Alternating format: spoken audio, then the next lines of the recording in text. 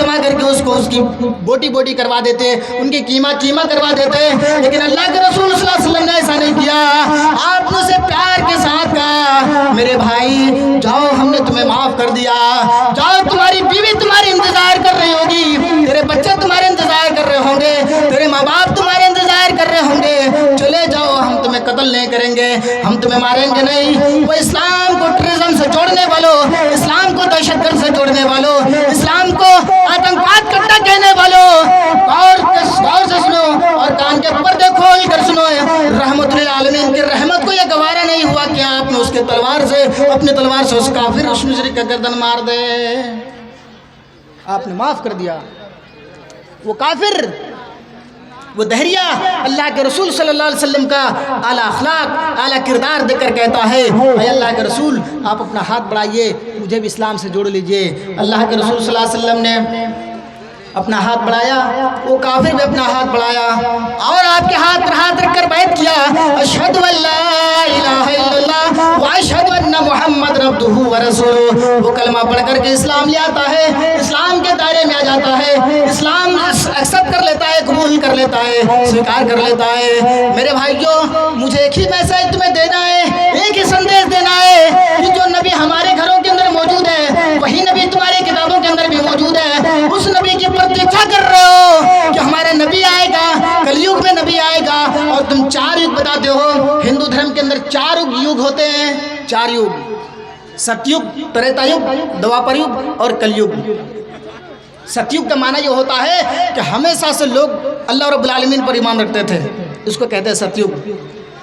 त्रेता युग उससे थोड़ा सा हट करके, द्वापर युग उससे भी थोड़ा सा हट करके, यानी लोग चौथा हिस्सा करके एक हिस्सा अल्लाह रब्बुल आलमीन पर ईमान रखते थे, 3 हिस्सा अल्लाह रब्बुल आलमीन पर ईमान नहीं रखते थे। और कलयुग यानी घोर अंधकार, जहाँ सिर्फ गुनाह ही गुनाह लोग करेंगे, अल्लाह रब्बुल आलमीन पर तवक्कुल ही नहीं करेंगे, भरोसा ही नहीं करेंगे। उस वातावरण में अल्लाह रब्बुल आलमीन जो रसूल भेजे हैं, जो नबी भेजे हैं, वो जनाब मुहम्मदुर रसूलुल्लाह सल्लल्लाहु अलैहि वसल्लम है। लेकिन ये लोग प्रतीक्षा कर रहे हैं क्या? अरे कलयुग में नबी आएगा, कलयुग में नबी आएगा। वो नबी कलयुग में आ चुका है, वो कलयुग में नबी आ चुके हैं। अब अल्लाह के रसूल सल्लल्लाहु अलैहि वसल्लम के अलावा दूसरा कोई नबी आने वाला ही नहीं है। अल्लाह रब्बुल आलमीन ने जो नबूवत का सिलसिला है उसको ख़त्म कर दिया है। और वो रसूल तुम्हारी ग्रंथों के अंदर, यहाँ न पक्षपात कुछ न राखो, वेद पुराण सतमत भाको, सौमत विक्रम तौ अनंदा, महाकोश न चतुर पतंगा, राजनीति भव प्रीति दिखावे, आपन मत सबका समझावे, सुरंजन सुदर सचारी, तिनको वंश भयो तुम्हारी, तब तक सुंदर मत कोया, बिना महामत पार न होया, तब से मानव जंतु विकारी, समृतनाथ देह व्रतधारी, हर सुंदर निर्माण होई, तुलसी वचन सद सच होई। भाई ये काम अब कर रहे हैं, पहले कर लेना चाहिए था। बस करिए।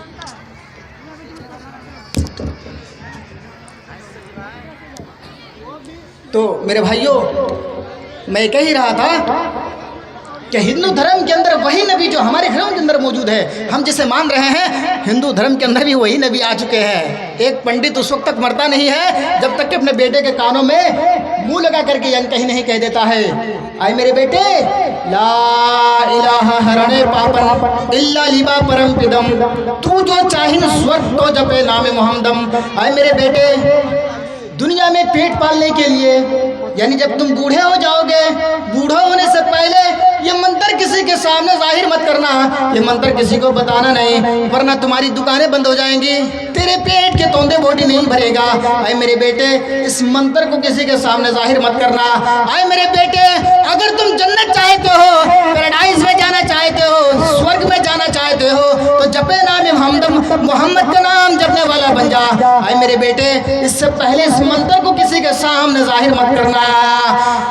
रामचंद्र जी इस मंत्र को लिखते और कहते हैं, यहाँ न पक्षपात कुछ न राखो, मैं यहाँ किसी की तरफदारी नहीं करूँगा। तुलसीदास जी वाल्मीकि जी रामायण के अंदर ये मंत्र को पूरा लिखते हैं, यहाँ न पक्षपात कुछ न राखूं, वेद पुराण सतमत वाकूं। मैं यहाँ किसी की तरफदारी नहीं करूँगा, मैं यहाँ किसी के सपोर्ट पर नहीं बोलूँगा, मैं यहाँ किसी का पक्ष लेकर के नहीं बोलूँगा। यहाँ न पक्षपात कुछ न राखूं, वेद पुराण सतमत वाकूं। वेदों में और पुराणों में, यानी वेदों के अंदर और पुराणों के अंदर या कुरान के अंदर जो लिखा हुआ है वो साफ साफ मैं तुम्हारे दरमियान रख दूँगा, मैं वो चीज़ें सामने तुम्हारे रख दूँगा। यहाँ न पक्षपात कुछ न राखूं, वेद पुराण सतमत भाकूं, संवत विक्रम दो अनंगा। 7वीं सदी में 14वीं रात की तरह एक सूरज चमकेगा, उस सूरज को एक्सेप्ट करना, उस सूरज के ऊपर ईमान ले आना। वो सूरज कौन होगा? वो सूरज के ऊपर ईमान ले आना वो सूरज होगा बिना महामद पार न होया। मोहम्मद के बिना तुम्हें कहीं निजात नहीं मिलेगी, कहीं तुम पैराडाइज में नहीं जा सकते हो, कहीं तुम्हें निजात नहीं मिल सकती है। बिना महामद पार न होया, मोहम्मद को अगर नहीं मानोगे तो तुम्हें जहन्नम के अंदर धकेल दिया जाएगा, तुम्हें नरक के अंदर डाल दिया जाएगा, तुझे जन्नत नहीं मिलेगी। बिना महामद पार न होया तो उस 14वीं सदी के और 14वीं रात के जैसा चमकने वाला जो इंसान होगा, उस इंसान के ऊपर ईमान ले आना। अहमद पिदुस्फरी मेघा मृत्यु जगरब अहम सूर रईवाजने। अहमद नाम का एक आदमी आएगा, मोहम्मद नाम का एक आदमी आएगा जो सूर्य की तरह चमकेगा, सूरज की तरह रोशन होगा। मेरे भाई, जो एक सूरज जब पूरब से निकलता है और पश्चिम में डूबता है तो वह हिंदुओं के घरों में भी रोशनी देता है, मुसलमानों के घरों में भी रोशनी देता है, वो जैनियों के, सिखों के और तमाम धर्म के लोगों के घरों में भी रोशनी देता है। ये नहीं कहता है कि ये हिंदू है, ये तो अल्लाह रब्बुल आलमीन को मानता नहीं है तो हम इसके घर में रोशनी कैसे दें। मेरे भाइयों, उसकी रोशनी बराबर होती है, वो एक मुसलमान के घर में जितना रोशनी देता है उतना हिंदुओं के घरों में भी रोशनी देता है, जैनियों के घरों में भी उतनी रोशनी देता है, वो ईसाइयों के घरों में भी उतनी रोशनी देता है। अहमद पिदुस्फरी मेघा मृत्यु से जगरब अहम सूर रेवाजनी। वो सूरज की तरह चमकेगा, वो सूरज की तरह रोशन होगा। मेरे भाइयों, हमें अल्लाह के रसूल सल्लल्लाहु अलैहि वसल्लम की जब हिस्ट्री पढ़ते हैं हमें मालूम है कि अल्लाह के रसूल सल्लल्लाहु अलैहि वसल्लम के आने से पहले कितने सारे नबी इस दुनिया में आए हैं। हजरत आदम अलैहिस्सलाम से लेकर जनाब मुहम्मदुर रसूलुल्लाह सल्लल्लाहु अलैहि वसल्लम तक कितने नबी आए। अल्लाह रब्बुल आलमीन ने नबियों का एक सिलसिला जारी किया। इन तमाम नबियों ने एक हज़ार साल की उम्र पाई है। हजरत आदम अलैहिस्सलाम की उम्र 1000 साल थी, हजरत नूह अलैहिस्सलाम की उम्र 950 साल थी, और नबियों की उम्र हजरत इब्राहिम अलैहिस्सलाम की उम्र 850 साल। लेकिन इस्लाम को कंप्लीट और इस्लाम को पाए तकमील तक नहीं पहुंचा पाए।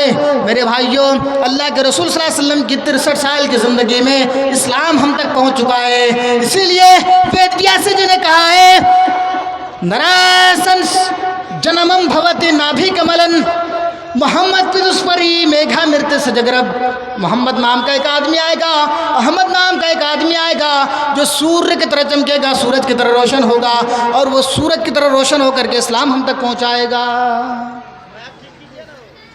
ऋग्वेद मंडल नंबर 1 सूक्त नंबर 2 और मंत्र नंबर 5 के अंदर ये मंत्र मौजूद है। नराशंसियो नरे प्रशंसियते। नराशंस नाम का एक आदमी आएगा, नराशंस नाम का एक व्यक्ति आएगा, नराशंस नाम का एक इंसान आएगा जिसकी बहुत ज़्यादा तारीफ़ की जाएगी, जिसकी बहुत ज़्यादा प्रशंसा की जाएगी, जिसको लोग बहुत ज़्यादा फॉलो करेंगे। आज दुनियावी सतह पर देख लीजिए मेरे भाइयों, इस्लाम को ज़्यादा से ज़्यादा एक्सेप्ट किया जा रहा है, लोग इस्लाम की तरफ दौड़ पड़े हैं, लोग इस्लाम को एक्सेप्ट कर रहे हैं। लेकिन आज हम इस्लाम को हमारे बाप दादा की विरासत में पाने के बावजूद भी हम इस्लाम को मानते नहीं हैं, और इस्लाम को इस हद तक हमने पीछे छोड़ दिया है मेरे भाइयों कि हमें दूर दूर तक इस्लाम से कोई रिश्ता नाता नहीं है, हमें दूर दूर तक इस्लाम से कोई वास्ता ही नहीं है। अल्लाह के रसूल सल्लल्लाहु अलैहि वसल्लम मारे खाने के बाद, पत्थरे खाने के बाद, लोगों से बहुत गंदी गंदी बातें सुनने के बाद वो इस्लाम हम तक पहुँचाए। अल्लाह के रसूल सल्लल्लाहु अलैहि वसल्लम को लोग मजनू कहा करते थे, अल्लाह के रसूल सल्लल्लाहु अलैहि वसल्लम को पागल कहा था, अल्लाह के रसूल सल्लल्लाहु अलैहि वसल्लम को दीवाना कहा था, और हज़रत अली के पास आकर के जो सरदार थे मक्का का, वो सारे लोग करके कहने लगे कि अबू तालिब, आपका भतीजा बहुत ज़्यादा आगे जा रहा है, ये हमारी माबूदों की मजम्मत करता है, हमारे माबूदों के खंडन करता है, हमारे माबूदों को बुरा भला कहता है। अबू तालिब, तुम अपने भतीजों को रोक लो, और तुम नहीं रोकोगे तो हमारे हाथ में छोड़ दो, हम देख लेते हैं, हम देख लेते हैं। अल्लाह के रसूल सल्लल्लाहु अलैहि वसल्लम